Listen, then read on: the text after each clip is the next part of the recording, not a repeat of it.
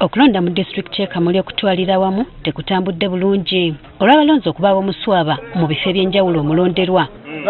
Kino abatuuze bakitadde ku bikozesebwa mu kulonda okulwawo okutuusibwa mu bifo omulonderwa. Mu bwire buno abantu bakaali kuba beeteefuteefu n'ebintu ebyokulondesa bituuse leeti.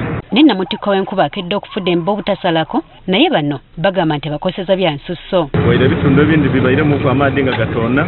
Tukitegedde nti era kino kivudde ne ku bantu okuggwamu amaanyi bwe balonda abantu baabwe bye baagala mu kulonda okwasooka ate ne balangiriramu balala. Eriyo eyindi ye balonda eyo balangirira abatali bafeeza.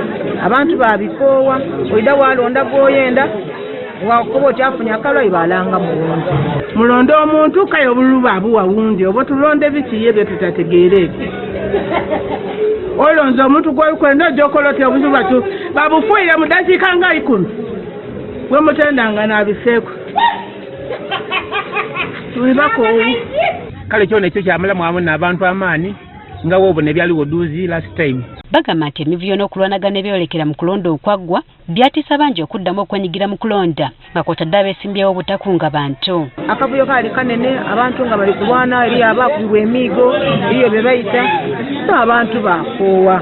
Abeesimbyewo baalemererwa okubiriza abayagizi baibwe okola ki okuyida era abantu bangi mu byalo tibaidi na baani beesimbyewo. NRM tekoze bulungi yona mobilization y'abantu.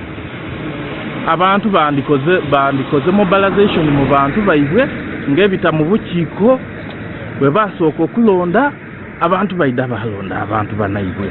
Era bw'oliwo n'abaganya okulonda lwa butaweebwa ssente. Okuba nti ebyobufuzi ssente daabyonoona omuntu ateega ka ssente ali disitulikiti nene nnyo omuntu abaza ssente anaagaba disitulikiti namba.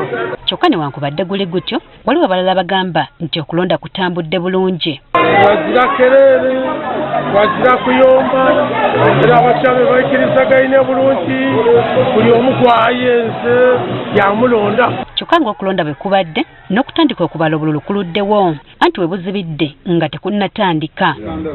Ekifo kino ekya ssente bwa disitulikiti y'e Kamuli kivuganyizibwako abantu 8 okuli Kaloli Dizala, Mubaraka Ndegwe, Robert Kalolo, Sarah Auma, Thomas Ikanga, Joel Chibicho, David Kamali, Mark Derek Chibuka ne Emmanuel Nsongola.